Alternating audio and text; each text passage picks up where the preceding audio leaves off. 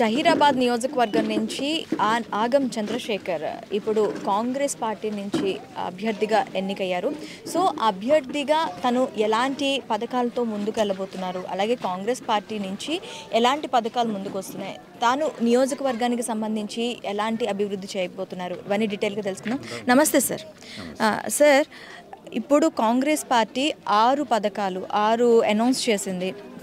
Super 6 అని చెప్పి announce చేసింది. అవన్నీ కూడాను ఇంతకుముందు కేసీఆర్ ఇచ్చినవే అని చెప్పి అంటున్నారు. మరి దీని మీద మీరేమంటారు? ఇప్పుడు 6 ఏదైతే గ్యారంటీ స్కీములు చెప్పినరో 6 కేసీఆర్ ఒక్కటి కూడా ఇవ్వలే.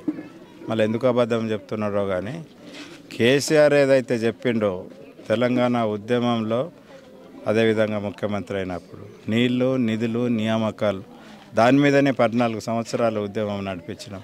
ఆ 3 ఒక్కటి కూడా అమలు కాలే. అదేవిధంగా ఇప్పుడు మీరు ఏదైతే చెప్తున్నారో వాళ్ళు కూడా ఇవే చెప్తున్నారు 6 పథకాల గురించి అని. 6 పథకాలలో ఏ పథకము కేసీఆర్ చెప్పిండ్రో ఒకసారి మీకు గుర్తుంటే. రైతు బంధు అనేది రైతు భరోసాగా చేశారంటున్నారు.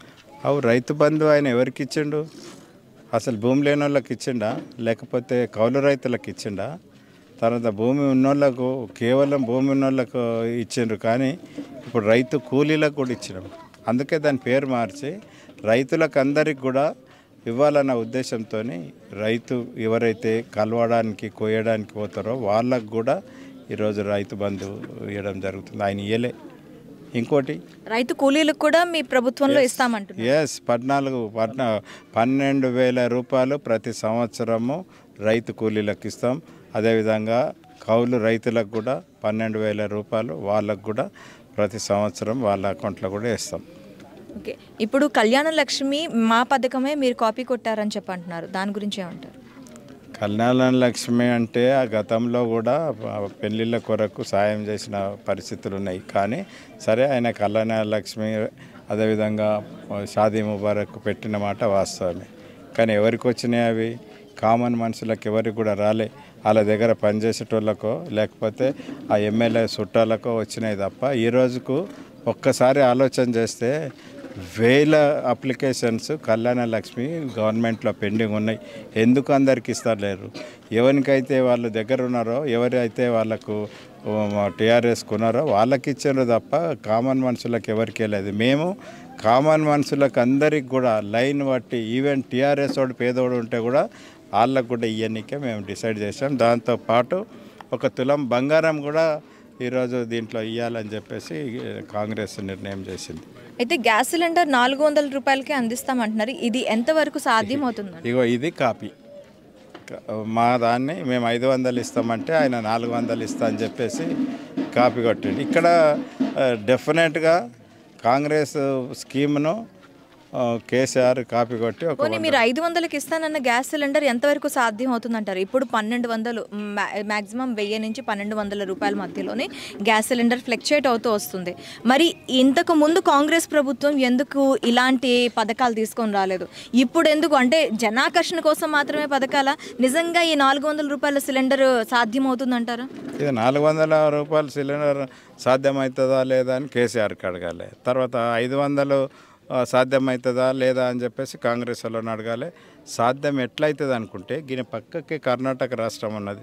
కర్ణాటకలో పెట్రోల్ ధర ఎంత ఉంది, ఇక్కడ ఎంత ఉంది తెలంగాణలో అని అంటే కాంగ్రెస్ గవర్నమెంట్ ఆడ బేర్ చేస్తున్నది. అట్లనే మేము కూడా ఇక్కడ గ్యాస్ సిలిండర్ ఇచ్చేటప్పుడు మిగతా అమౌంట్ అంతా కూడా గవర్నమెంట్ బేర్ చేసి ఇస్తుంది. ఓకే, సబ్సిడీ కింద మీరు ఇస్తామంటున్నారు. ఇప్పుడు మహిళలకు ఉచిత బస్ సర్వీస్, ఇది కర్ణాటకలో ఆల్రెడీ అమలు అవుతున్న సర్వీస్. మనకి అంత వెసులుబాటు ఉందా? తెలంగాణ ప్రభుత్వం కానీ, తెలంగాణ రాష్ట్రంలో కానీ మనకి ఫ్రీగా బస్సులు చేసే అంత ఇది ఉందా? ఎందుకంటే మ్యాక్సిమం ఇప్పుడు మెట్రో యుగం నడుస్తోంది. మ్యాక్సిమం ఎక్కువగా బస్సుల కన్నా కూడాను ట్రైన్స్, ప్రతి దీనికి కూడా, ప్రతి జిల్లాకి కూడా ట్రైన్స్ ఫెసిలిటీస్ ఉన్నాయి. ఈ దీంట్లో ఇప్పుడు బస్సు సర్వీసెస్ అనేవి ఎంతవరకు ఇదవుతాయంటారు? అంటే ట్రాన్స్పోర్ట్ కొరకు రైలు మార్గము చాలా తక్కువ. మొత్తం అంతా కొడితే ఒక 10-15% రైలు మార్గం ఉంటుంది. మిగతా 80% అంతా కూడా బస్సుల మీదనే ఆధారపడి ఉంటారు. బస్సులలోనే పోతారు. ట్రైన్, ఈ ఊరికి ట్రైన్ ఏడొస్తుంది? ఒక్క ఊరికి జైరాబాద్కు ట్రైన్ ఉన్నది తప్ప మిగతా ఏ గ్రామానికి కూడా ట్రైన్ లేదు. వాళ్ళు డెఫినెట్గా జైరాబాద్ పోవాలన్నా కూడా బస్సులోనే పోవాలి. అక్కడ అది వెసులుబాటు చేస్తాం. తర్వాత ఇవి అన్నీ ఎట్లా చేస్తారన్నారు మీరు.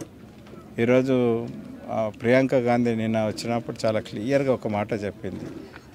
1000 ఎకరాలు కోట్ల రూపాయలకు విలువ చేసే ఎకరాలు వీళ్ళు దోసుకున్నారు. ఇప్పుడు వీళ్ళు కబ్జాలో చేసిండ్రు. అవి అన్నీ కూడా బయటికి తీస్తాం. మేము పుట్టిగానే చేయం. ఖచ్చితంగా వాటిని అన్నిటిని కూడా మళ్ళీ పబ్లిక్లో పెడతాం, పబ్లిక్ ఆక్షన్లో పెడతాం. అవన్నీ తీసుకొచ్చి ఆ డబ్బులన్నీ తెచ్చి మేము ఇప్పుడు ఏవైతే చెప్తున్నామో వాటిని అన్నిటి కూడా ఇంకా అదనంగా కూడా ఏం కావాలన్నా ఇప్పుడు ఆయన ఎరువులు ఫ్రీ ఇస్తా అన్నాడు. 10 ఏళ్ళ కింద ఫ్రీ ఇస్తా అన్నాడు. ఇప్పటి వరకు ఒక కిత్తి కూడా ఇవ్వలేదు. మాకు ఎక్కువ డబ్బులు వస్తే డెఫినెట్గా ఎరువులు కూడా ఫ్రీ ఇస్తాం. ఓకే, 6 గ్యారంటీలతో మీరు ముందుకు వెళ్తున్నారు కదా, ఈ సంక్షేమ పథకాలతో అభివృద్ధి సాధ్యమవుతుందంటారా? ఒకటి చెప్తామా మీరు ఎగ్జాంపుల్. డాక్టర్ రాజశేఖర్ రెడ్డి పాదయాత్రలో ఇక్కడ రైతులను దృష్టిలో పెట్టుకొని ఆయన రైతులకు కరెంటు ఫ్రీ అన్నాడు. దానికి కోట్ల రూపాయలు అవసరమవుతాయి. ఆ కోట్ల రూపాయల విలువ చేసే కరెంటును ఫ్రీగా ఇచ్చినమా లేదా? ఇప్పుడు కూడా ఎవడైనా దాని పక్కకు కూడా జరపని పరిస్థితి ఏర్పడ్డది. కాబట్టి సాధ్యమవుతుంది. దానికి సంబంధించింది ఇప్పుడు వాళ్ళలాక అనుభవం లేనోళ్ళు లేరు. ఇదే కరెంటు గురించి కేటీఆర్ ఒక మాట అన్నారు. కాంగ్రెస్ ప్రభుత్వం ఉండేటప్పుడు కేవలం 3 గంటల కరెంటు మాత్రమే ఉండేది. ఆ తర్వాత కరెంటు ఎప్పుడొస్తుందా అనే వేచి చూసే ఇది ఉండేది. అప్పుడు మీరు చెయ్యని ఇది ఇప్పుడు చేస్తామనడానికి ముఖ్య రీజన్ ఏంటంటే? ముఖ్యంగా అప్పుడు రాజశేఖర్ రెడ్డి ఉన్న టైం లోపల కరెంటు ఉత్పత్తి ఈ మొనగాడు ఒకవేళ రాజశేఖర్ రెడ్డి కరెంటు ఉత్పత్తి కేంద్రాలను పెట్టకుంటే ఆయన తల కిందికి కాళ్ళు మీదకి లేపితే కూడా ఆ కరెంటు ఫ్రీ ఇవ్వకపోతుండ్రి. కానీ ఆయన చేసిన ఉత్పత్తి కేంద్రాలన్నీ కూడా ఇప్పుడు ప్రారంభమైనాయి. ఇప్పుడు ఉత్పత్తి ప్రారంభమైంది కాబట్టి ఆ రకంగా ఇప్పుడు వాళ్ళు ఉచితంగా ఇవ్వగలుగుతున్నారు. మేము మళ్ళా కూడా ఉత్పత్తి కేంద్రాలు పెంచుతాం. తర్వాత ఈ ఎండతోని వచ్చే సోలార్తో వచ్చే కరెంటును కూడా ఇంప్రూవ్ చేస్తాం. ఆ విధంగా డెఫినెట్గా మనకు అన్నీ ఫ్రీగా ఇవ్వడానికి అవకాశం వస్తుంది. ఇక మీకు ప్రధానంగా కేంద్రంలో తీసుకున్నట్లయితే బీజేపీ ప్రతిపక్షం. బీజేపీ కూడా 7 హామీలతో వస్తుంది. అన్నీ కూడా అభివృద్ధి పథకాలు ఉన్నాయి. ఎక్కడ సంక్షేమానికి లేదు, మేము అభివృద్ధి చేసి చూపిస్తాము అని అంటున్నారు. మరి దానికి మీరు అభివృద్ధి కోసం ఇప్పుడు మీరు మేనిఫెస్టోలో తీసుకున్న 6 పథకాలు కూడాను కేవలం సంక్షేమం వైపే ఉన్నాయి. మరి అభివృద్ధి కోసం బీజేపీతో ఎలా తలపడనున్నారు? అభివృద్ధితో పాటు ఇవి సంక్షేమ పథకాలు కూడా. ఎందుకంటే స్వాతంత్రం వచ్చి 80 సంవత్సరాలు అయినా సరే ఇంకా అనేక మందికి ఇండ్లు లేని పరిస్థితి ఉన్నది. స్వాతంత్రం వచ్చి 80 సంవత్సరాలు అయినా చాలామందికి తినడానికి తిండి లేదు, ఉండడానికి ఇల్లు లేని పరిస్థితి ఉన్నది. కాబట్టి ఇప్పుడు అది ముఖ్యం. అది చేసిన తర్వాత అభివృద్ధి కార్యక్రమాలకు అభివృద్ధి చేసేదానికి అలాగే బడ్జెట్ ఉంటుంది. దాని బడ్జెట్ దానికి ఉంటుంది. దాన్ని కేసీఆర్ తిన్నట్లు అభివృద్ధి ప్రోగ్రాంలలో ఈరోజు ఇరిగేషన్ ప్రోగ్రాం చేస్తున్నారు. కాళేశ్వరం కట్టిండు. కాళేశ్వరంకు 1,00,000 కోట్ల రూపాయలు పెట్టి 50 లక్షల కోట్లు తినేసేసారు. ఈరోజు ఎవరు అడిగినా ఏ ఇంజనీర్కి అడిగినా చెప్తారు. కాబట్టి మేము అభివృద్ధి పనులు 100కి 100 పాళ్ళు న్యాయంగా నీతిగా అవినీతి లేని కార్యక్రమాలు మేము చేస్తాం. కాబట్టి అభివృద్ధి కూడా ఎక్కడ కుంటుపడదు.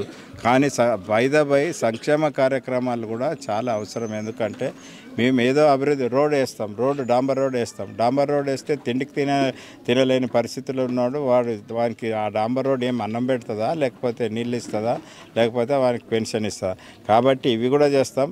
కాంగ్రెస్ గవర్నమెంట్ పాత జమానా నుండి కూడా మీరు రోడ్ వేస్తే వాడికి తిండి పెడుతుందా అన్నారు. ఇంతకుముందు గాంధీ సిద్ధాంతం మీరు ఎవరైతే గాంధీని నమ్ముకొని వచ్చారో ఆ గాంధీ సిద్ధాంతమే నువ్వు మనిషికి రోడ్డు ఇవ్వు, కరెంట్ ఇవ్వు, నీళ్ళు ఇవ్వు, వాళ్ళే అభివృద్ధి చెందుతారు అని అన్నారు. ఆ గ్రామం అభివృద్ధి చెందడానికే డెఫినెట్గా అది అవసరమే. కానీ ఇల్లు లేనివానికి ఇల్లు ఇచ్చుడు కూడా అంతే అవసరము. తిండి లేనివానికి తిండి పెట్టుడు కూడా అంతే అవసరము. పెన్షన్లు ఈరోజు ఆయన 2,000 ఇచ్చి పెద్దగా జబ్బాలు జరుచుకుంటున్న పరిస్థితుల లోపల మేము ఈరోజు సోనియా గాంధీ గారు 4,000 ఇవ్వాలని చెప్పింది. వాళ్ళకి డెఫినెట్గా ఉపయోగపడతాయి అవి. వాళ్ళకు మేలు జరుగుతుంది.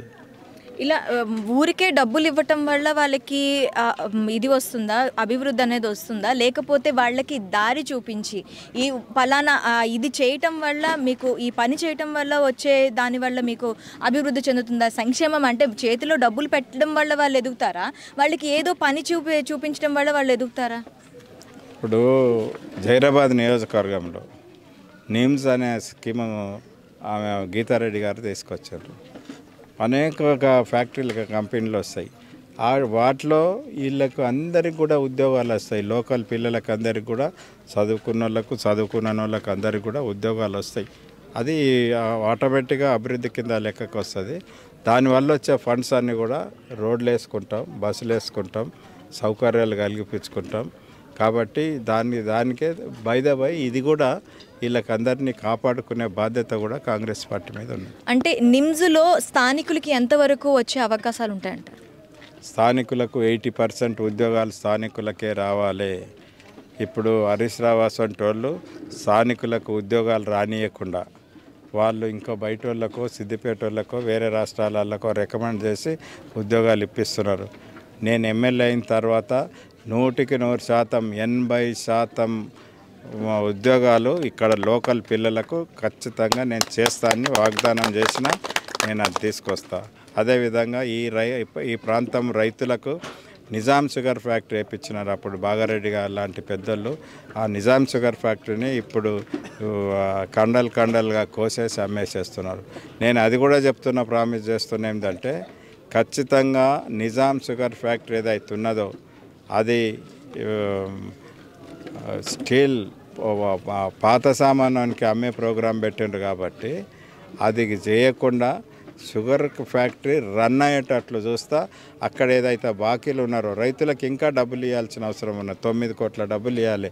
9 కోట్ల డబ్బులు రైతులకు ఇప్పించడంతో పాటు ఆ షుగర్ ఫ్యాక్టరీని కూడా రన్ చేస్తే ఈ ప్రాంతంలో ఉన్న రైతులకు అందరికీ కూడా మేలు జరుగుతుంది. ఇక్కడ జహీరాబాద్ కాన్స్టిట్యున్సీకి తీసుకున్నట్లయితే ముఖ్యంగా రైతుల వైపు వస్తున్న గొంతు ఏంటంటే మాకు రైతు బంధు, రైతు భరోసా లాంటివి కాదు, మద్దతు ధర కావాలి అంటున్నారు. మీ ప్రభుత్వం వస్తే మద్దతు ధర గురించి ఎంతవరకు ప్రోత్సహిస్తుందంట? ఈ ప్రాంతంలో మద్దతు ధర అంటే చెరుకు అంటే ఖచ్చితంగా షుగర్ ఫ్యాక్టరీ నడవాలా. షుగర్ ఫ్యాక్టరీ నడిస్తే డెఫినెట్గా రైతులకు మేలు జరుగుతుంది. షుగర్ కేన్కు మద్దతు ధర వస్తుంది. తర్వాత ఈ రైతు భరోసాతోని కూడా లాభం అవుతున్నది వాళ్ళకి. ఎందుకంటే ఈరోజు పెట్టుబడి కొరకు పనిస్తుంది, ఎరువులు కొనుక్కోవడానికి పనిస్తుంది, ఎక్కువ పంటలు పండించడానికి పనిస్తుంది. కాబట్టి బోర్లు వేసుకున్నా, మోటార్ పెట్టుకున్నా ఇవన్నిటికి కూడా ఈ దీంతో రైతు భరోసాతో అందరికీ ఉపయోగం అవుతుంది. సబ్సిడీ ఎంతవరకు ఇస్తూ ఉంటారు? ఏ సబ్సిడీ? రైతులకి సంబంధించి ఎరువులకు కానీ లేకపోతే వాళ్ళు కొనే మిషన్స్ కానీ ఇప్పుడున్న ప్రభుత్వం బీజేపీ అయితే సబ్సిడీ ద్వారా ప్రతి ఒక్క యంత్రం మీద సబ్సిడీ ఇస్తూ వస్తుంది. అది మీ ప్రభుత్వం వల్ల సాధ్యం అవుతుందంటారా? మా ప్రభుత్వంలోనే కాంగ్రెస్ ప్రభుత్వంలోనే సబ్సిడీలు ఉండే. గతంలో ఎరువుల మీద సబ్సిడీ ఉండే, తర్వాత పనిముట్లు ఇస్తుండ్రి, తర్వాత డ్రిప్ ఇరిగేషన్ ఇస్తుండ్రి. ఇవన్నీ కూడా కేసీఆర్ వచ్చినాక వాటిని అన్నిటిని కూడా ఆపేసేసి కేవలం ఈ రైతు బంధు అని ఇస్తున్నారు. అది కూడా ఉన్న రైతులకే 100 ఎకరాలు ఉన్న వాళ్ళకే ఇచ్చారు. కాబట్టి అది అందరికీ ఇవ్వాలని చెప్పేసి నిర్ణయం చేసినాం. ఖచ్చితంగా ఇవన్నీ కూడా మనం ఇదివరకు అమలుపరిచినాయి. ఇవన్నీ కూడా ఖచ్చితంగా మనం మళ్ళీ అందరికీ పునరుద్ధరించడానికి అవకాశం ఉంటుంది. Thank you sir. చూసారు కదా, మా ప్రభుత్వం వస్తే ఖచ్చితంగా సంక్షేమంతో పాటు అభివృద్ధి కూడా మేము చేస్తామని చెప్తున్నారు రాగం చంద్రశేఖర్ గారు. సో నెక్స్ట్ మరొక వ్యక్తితో మళ్ళీ మేము ముందుకు వస్తాం. Stay with us.